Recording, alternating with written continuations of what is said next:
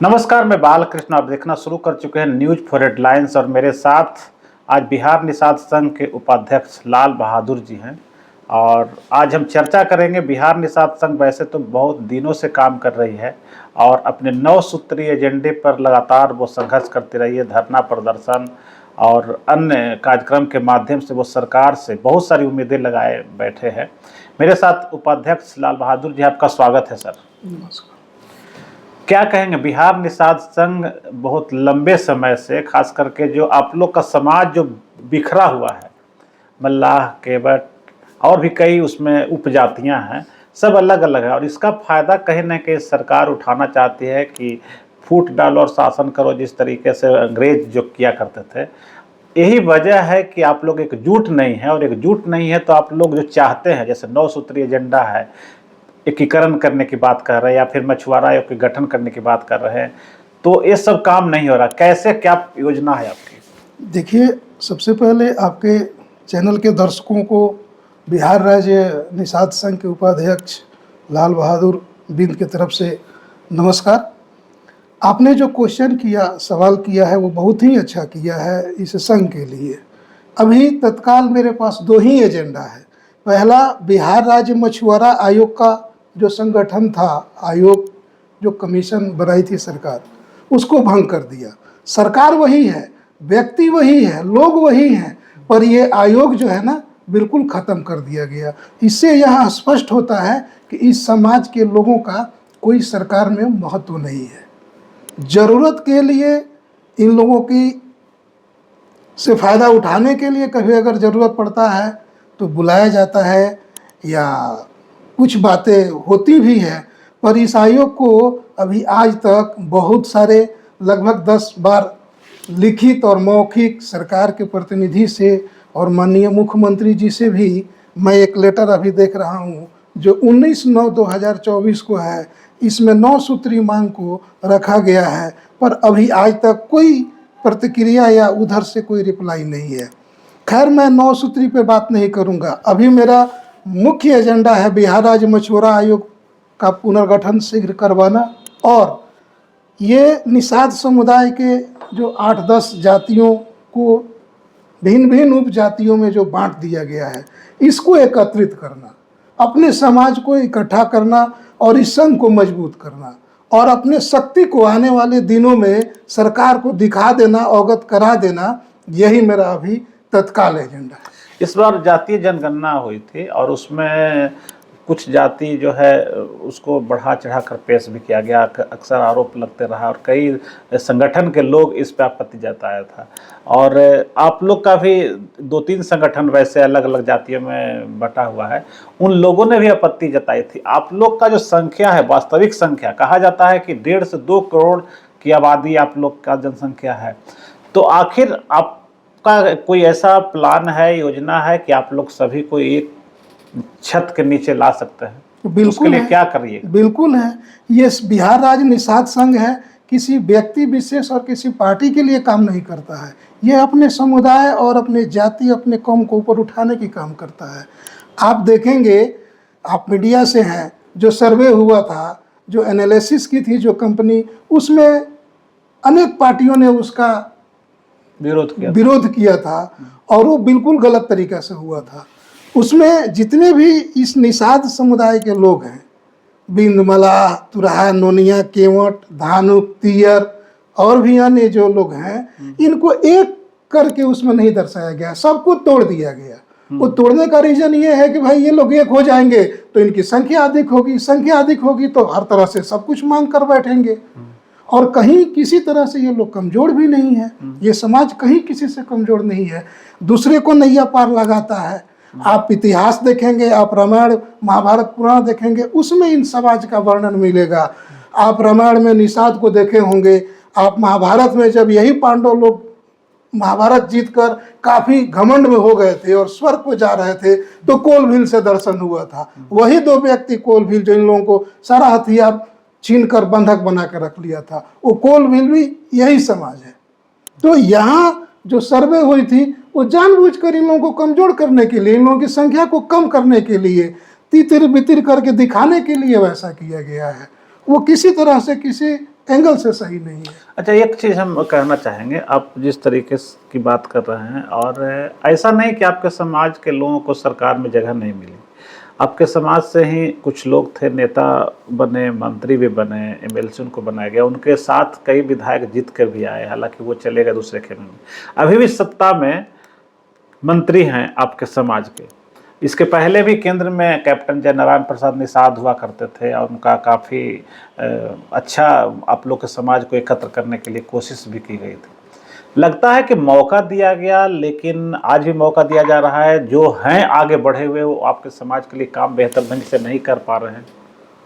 बिल्कुल, आपने जिनका नाम लिया स्वर्गीय श्री कैप्टन जयनारायण निषाद जी का, वो इस समाज के लिए विकास पुरुष थे, मसीहा थे, यशस्वी पुरुष थे, और इस समाज को ऊपर उठाने में उनका बहुत ही योगदान रहा है। इस संस्था के बारे में हमेशा उन्होंने जिया, काम किया, एक करने के लिए बहुत प्रयास भी किए, बहुत हद तक सफलता भी मिली। जहाँ तक अभी आपने बात किया कि हमारे समाज से लोग नेता हैं, तो नेता हैं, मैं मान रहा हूँ, वो किसी पार्टी से हैं, पर हमारे इस जो मुख्य जो मांग किया गया है 9 सूत्री, इसमें से ये लोग कभी किसी व्यक्ति से या किसी हमारे प्रतिनिधि से या हमारे बिहार निषाद संघ के सदस्यों से मिलकर इसको अप्रूव कराने के लिए, इसको लागू करवाने के लिए कभी किसी व्यक्ति ने नहीं किया है। और अगर ये लोग नहीं करेंगे तो संघ इतना कमजोर नहीं है, संघ अपना शक्ति दिखाएगा और बहुत जल्द दिखलाएगा। नहीं, हमने देखा जो है। इस बिहार राज्य निषाद संघ के लिए काम करेगा उसी के साथ ये जाएगा, अन्यथा बिहार निषाद संघ सक्षम है अपने हक को लेने में। नहीं, निषाद संघ हम देखे हैं कि अभी जो वर्तमान में मंत्री हैं और पहले भी जो मंत्री रह चुके हैं, वो भी आपके बैनर तले हमने देखा है, आपके कार्यक्रम में कई बार आए भी हैं। लेकिन आए हैं और उनके सामने भी आप लोगों ने बातें रखी। जैसे अभी जो हरीश सहनी है, वो आपके ठीक वो मंत्री बनने के पहले, जब बिहार में नेता प्रतिपक्ष हुआ करते थे वो परिषद में, उस समय वो आप लोग के धरना में आए थे, ये मांग भी रखी गई थी। लेकिन आखिर कहाँ चूक होती है कि वो जब उनके पास पावर मिल जाता है तब वो इन मांगों को कहीं ना कहीं नज़रअंदाज करता है। अब ये तो मैं नहीं बता सकता। आप जहाँ तक मंत्री जी का बात की है, तो ये तो पत्र उनको भी मिला होगा, उनको इसको लागू करवा देना चाहिए। हम तो बस जो मांग कर रहे हैं वो तो पहले से दिया हुआ है, और कोई नया मांग नहीं कर रहे हैं। हमारा संगठन सरकार का बनाया हुआ है, माननीय विकास पुरुष श्री नीतीश कुमार जी का बनाया हुआ है। तो सरकार में तो पहले वो थे तो बना दिए, उन्हीं का संगठन बनाया हुआ है मछुआरा आयोग। तो अब पहल करेंगे आपके, आप हरीश सहनी या फिर और जो अभी सरकार में जो आपके अंग हैं, उनसे आप एक बार डिमांड करेंगे, मांग करेंगे? हाँ बिल्कुल, हमारा प्रतिनिधि मंडल उनसे मिलेगा, माननीय मदन सहनी जी मंत्री हैं, उनसे मिलेगा। हमारे इस समाज से अन्य पार्टियां भी लोग बनाकर जो चला रहे हैं, उनसे भी कहेगा। जब नहीं मिलेगा तो हम लोग अपना संघर्ष तो कर रहे हैं, और पूरे दल बल के साथ हम लोग दिखाएंगे कि ये समाज क्या है। इस समाज के बगैर किसी का नैया पार होने वाला नहीं है, और किसी का नहीं, नैया पार सही में आप बोल रहे हैं। हम पटना राजधानी में भी आप भी बैठे हैं, राजधानी में गंगा नदी है, और गंगा का बहुत बड़ा छोर जो है बिहार के इलाके से होकर गुजरता है। और सिर्फ पटना की बात करें तो हर साल, ओकेजनली बात छोड़ दे, पर्व की बात छोड़ दे, तो कम से कम 100 लोग जरूर डूबते हैं, और उसको बचाने के लिए आप लोग का जो है आपके लोग हैं वही बचाते हैं। निषाद समुदाय में गोताखोर लोग होते हैं। गोताखोर लोग, लेकिन मुझे जहाँ तक न तो रजिस्ट्रेशन है, न तो उनको आर्थिक रूप से उनको मदद की जाती है, न वो अस्थायी तौर पे उनकी नियुक्ति होती है। आखिर कितनी बड़ी विडंबना है ये। देखिए, सरकार को हमारे समाज से जो भी नेता लोग हैं ना, अगर वो लोग इस पर थोड़ा सा पहल किए रहते तो हो सकता था। खैर कोई बात नहीं, ये गोताखोर बचाने के लिए जाएगा, और इसका कोई हक अधिकार नहीं है या रजिस्ट्रेशन नहीं है, इसके भौतिक और आर्थिक के लिए कोई प्लान नहीं है, इसको जीवन रहन सहन के लिए कोई सरकार के पास जब प्लान नहीं है तो ये अपना हक मांगेगा अपने नेता लोगों से। तो पहले हम लोग मांग करने जा रहे हैं, नहीं मिलेगा तो हम लोग संघर्ष तो करेंगे। निषाद समुदाय जो है संघर्ष के लिए ही जाना जाता है, और हमेशा संघर्ष किया है, और संघर्ष के बलबूते हमारा जो अभी तत्काल 2 मांग है ये हम लोग लेकर रहेंगे। लाल बहादुर जी के आने के बाद बिहार में इस समाज को एकीकरण पे काम हो जाएगा? आपको लगता है कि आप तन मन धन से लग के और समाज को एकीकृत कर दीजिएगा? देखिए, ये बिहार निषाद संघ जो है ना, ये एक करने को चला है, उसमें मैं भी इसका उपाध्यक्ष हूँ। मैं अपने तन मन धन बल से ये सारे जो भिन्न भिन्न कौम और टाइटल से जो लोग अलग अलग हैं, इनका एक निषाद संघ होगा और सब उसके उपजातियाँ होगी। ये संगठन हमारा मछुआरा आयोग गठन हो जाता है ना, उसके बाद इस पे हम लोग बढ़ रहे हैं। और पैरेलल सारे जिला में, सारे ब्लॉक स्तर पे, सारे पंचायत स्तर पे हम लोग काम कर चुके हैं। हम लोग बहुत ही जल्द अपना शक्ति दिखाने वाले हैं इस पर। 2025 का चुनाव भी होने वाला है, इसमें आप ताकत दिखाइएगा?